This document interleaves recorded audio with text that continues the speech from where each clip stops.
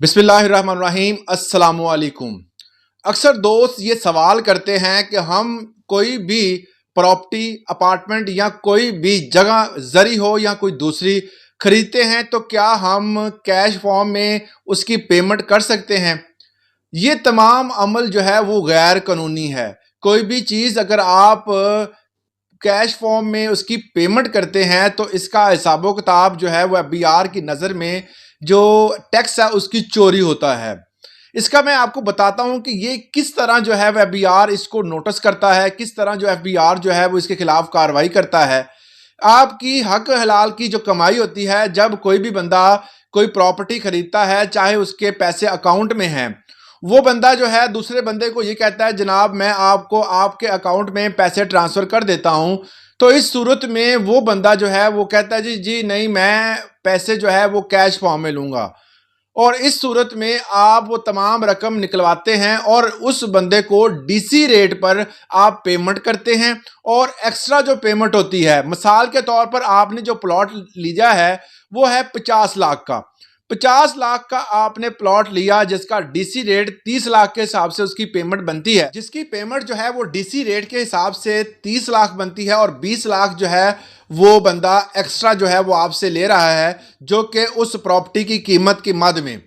तो वो 20 लाख जो है वो बंदा अपने पास रखेगा और आपको जो भी आपका बयाने के लिए या आपकी प्रॉपर्टी के लिए जो कागजात तैयार होंगे, रजिस्ट्री होगी या बैनामा लिखा जाएगा, तो उस पर जो है वो तमाम तहरीरें जो हैं अकॉर्डिंग टू डीसी रेट के मुताबिक लिखी जाएंगी। अब आपका जो पैसा था, जो हक हलाल की कमाई थी, वो उस बंदे ने ले ली।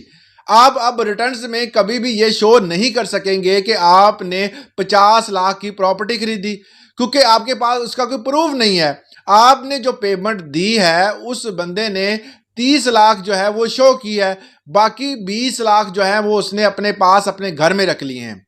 इस तरह होती है 2 नंबरी प्रॉपर्टी में। तो प्रॉपर्टी जब आप खरीद लेते हैं तो दूसरा बंदा जो है जिसने वो पेमेंट ली है वो कैश फॉर्म में लेता है, उसका आपके हवाले से जो आपने पेमेंट दी है वो वाइट मनी थी, मगर उस बंदे के पास खरीदने वाले का नुकसान ये होता है कि वो उसकी ब्लैक मनी कहलाती है, जो कि इलीगल एक्टिविटी है।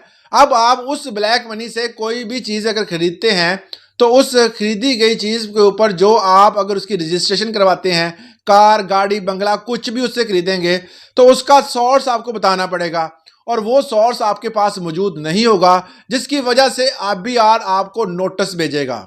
जो बंदा जिस बंदे ने नोटिस जिसको आएगा वो फिर दोबारा शो करेगा जी मैंने तो फलां बंदे से लिए हैं, दोबारा एफबीआर जो है वो उसको भी नोटिस भेजेगी। इस तरह आप तमाम जो बेचने वाला और खरीदने वाला दोनों एफबीआर के शिकंजे में आएंगे और उनको क्लियरेंस देनी पड़ेगी, क्योंकि उस जो बंदा जिस बंदे ने सेल की है उस बंदे ने जब एट दी एंड सोर्स बताना है तो वो सोर्स तो उसी बंदे का निकलेगा ना जिस बंदे से उसने पेमेंट ली है।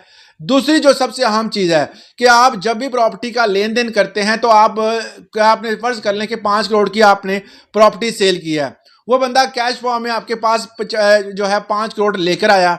अब आप 5 करोड़ वहां बैठ के गिनेंगे तो नहीं। अगर उस 5 करोड़ में 1 करोड़ भी नकली है, नोटों का बना हुआ गठिया उसने उसके अंदर छुपाई हुई हैं, तो आप 5 करोड़ तो वहां से गिनने पे रहे। तो आप वो वैसे पेमेंट जो है वो लेके घर जाएंगे, आपने साइन अंगूठा कर दिया और उसके बाद आपने गिनी, वो पेमेंट जो है वो पूरी नहीं निकली या उसमें फेक नोट शामिल थे, आप दोबारा उस बंदे से तकाजा नहीं कर सकते जनाब ये हमें आपने पैसे कम दिए या आपके पैसे नकली थे। तो इस हवाले से जब भी आप पेमेंट लें, जब भी आप कारोबार करें, कोई भी आप जगह का लेन देन, प्रॉपर्टी का रद्दोबदल करें, प्रॉपर्टी की खरीदो फरोख्त करें, अपार्टमेंट खरीदें, जरी ज़मीन खरीदें, कुछ भी खरीदें, तो आपने हमेशा जो है ये करना है कि आपने कैश फॉर्म में नहीं लेना। आपने हमेशा जो है वो बैंक के जरिए ट्रांसफ़र करवाना है या बैंक जो आपके बना के देती है, ड्राफ्ट बना के देती है, उसके ज़रिए आप पेमेंट जो है वो ट्रांसफ़र करवा सकते हैं। तो ये मामला क्रॉस चेक ले सकते हैं।